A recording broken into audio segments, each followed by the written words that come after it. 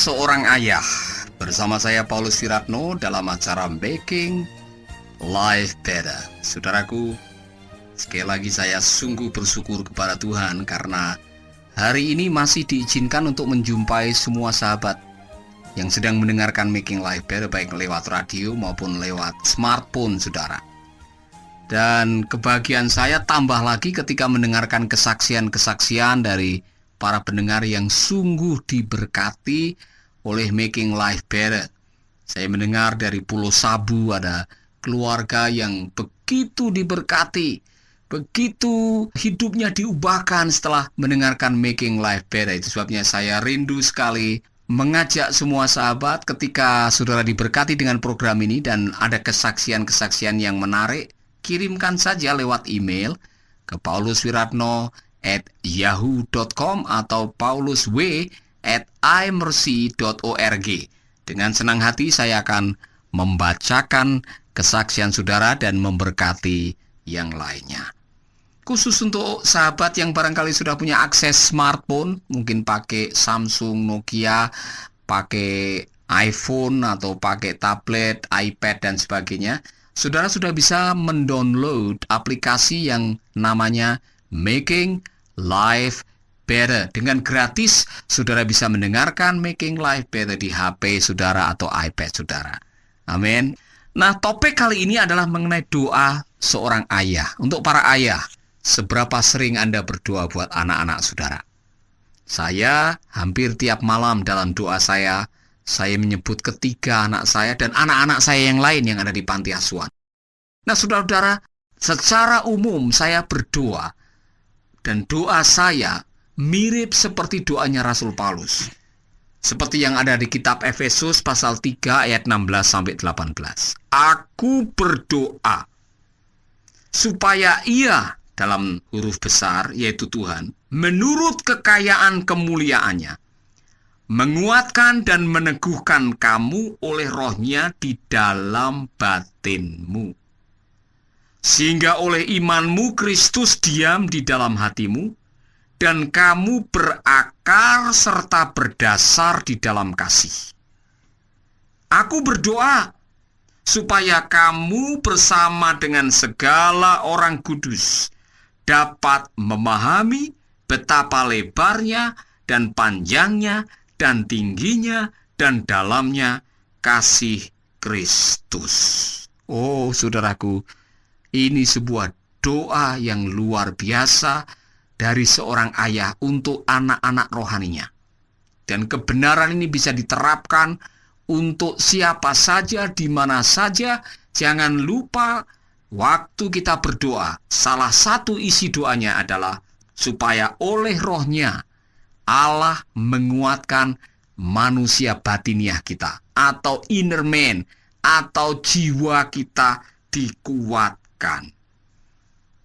Saudaraku, kalimat di atas adalah doa seorang bapak untuk anak. Saya sangat diberkati dengan bunyi dan isi doanya, terus terang aja. Alangkah indahnya jika setiap ayah atau orang tua rohani bisa berdoa dengan kalimat yang sama. Ada beberapa pelajaran rohani yang luar biasa di balik doa sang rasul ini. Dari isi ayat-ayat di atas kita bisa menemukan apa yang penting dan apa yang utama bagi keberhasilan masa depan kehidupan anak-anak kita. Dengarkan isi doanya. Ada dua hal. Aku berdoa supaya kamu dikuatkan dan diteguhkan oleh rohnya di dalam batinmu. Rasul Paulus tidak berdoa, aku berdoa supaya anak-anak rohaniku ini nanti menjadi kaya raya, bisa menjadi DPR, menjadi orang berkuasa, mereka menjadi orang berpengaruh dan terkenal di seluruh dunia. Rasul Paulus tidak berdoa seperti itu.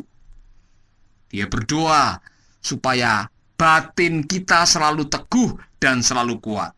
Karena apa? Karena kalau batin kita kuat, batin kita teguh, maka kalimat berikutnya, sehingga oleh imanmu Kristus diam di dalam hatimu dan kamu berakar serta berdasar di dalam kasih-Nya.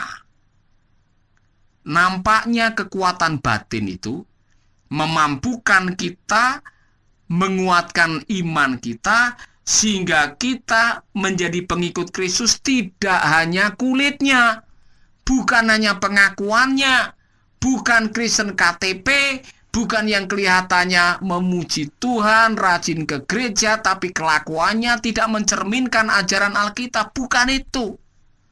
Rasul Paulus berdoa supaya kamu teguh di dalam batinmu dan kamu kuat, sehingga kamu berakar di dalam Kristus. Setelah itu dilanjutkan doanya, aku berdoa supaya kamu bersama-sama dengan orang kudus dapat memahami betapa lebarnya dan panjangnya dan tingginya dan dalamnya kasih Kristus. Dua ini, saudara. Pemahaman akan kasih dan kekuatan iman melalui kekuatan batin yang luar biasa. Saudaraku, dalam hidup ini kita belajar banyak dari pengalaman. Dan pengalaman-pengalaman yang sering memberikan pembelajaran adalah kesulitan, pencobaan, tantangan. Problem yang kita hadapi itulah yang mendewasakan kita. Dengar baik-baik, Yakobus pernah mengatakan, anggaplah sebagai kebahagiaan saudara-saudaraku, apabila kamu jatuh dalam berbagai-bagai pencobaan, apabila kamu bertekun, maka kita tidak akan kekurangan sesuatu apapun karena kita punya hikmat. Nah, hikmat itu datang melalui kesetiaan, ketekunan, tidak mudah menyerah waktu kita menghadapi kesulitan. Yang membuat kita tekun, membuat kita tidak mudah menyerah, itu oleh karena batin kita kuat. Batin kita ini teguh. Iman kita berdasar, sehingga kita tidak mudah nyeklek, tidak gampang putus asa, dan tidak mudah terombang-ambing oleh persoalan dunia ini. Amin. Saya kadang-kadang seperti prihatin, bukan main ketika melihat ada orang percaya yang mengaku dirinya pengikut Kristus. Kalau minggu menyanyi, oh besar-besar kuasanya, ya besar-besar anugerahnya. Sudah ganti nama. Sudah tidak lagi ke gereja, sudah tidak lagi menyembah Tuhan, bahkan sekarang menghujat, menghina, dan mengatakan itu sesat. Saya kadang-kadang prihatin dengan orang-orang seperti itu. Kenapa ada orang-orang Kristen yang begitu mudah menyerah dengan keadaan, bahkan menjual keyakinannya hanya demi sesuatu yang sifatnya sementara? Karena batinnya tidak kuat. Kenapa ada orang-orang yang begitu mudah menukar iman, menjual keyakinan hanya demi pangkat, ketenaran, popularitas, atau barangkali materi yang sifatnya sementara? Karena imannya tidak berakar di dalam dia.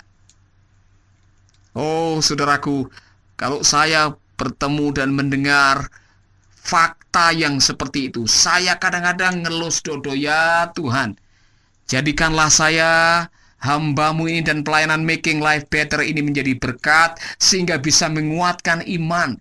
Karena yang membuat kita bisa sukses di depan kita nanti waktu menghadapi tantangan, waktu punya masalah, waktu menghadapi kekurangan, waktu menghadapi aniaya, yang membuat kita bisa bertahan adalah iman yang berakar, yang lahir dari kekuatan batin yang teguh tadi.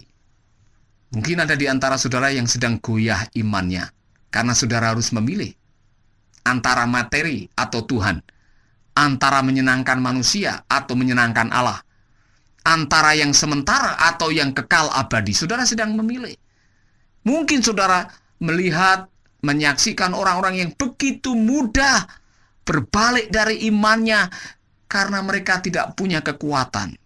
Doa seorang ayah untuk anaknya, ya Tuhan, aku berdoa supaya anak-anakku, anak-anak kandungku, anak-anak di panti asuhan, anak-anak yang barangkali selama ini menjadi anak-anak rohani, supaya mereka manusia batiniahnya kuat dan imannya berakar. Persoalannya ialah bagaimana iman kita menjadi kuat dan batin kita menjadi kuat.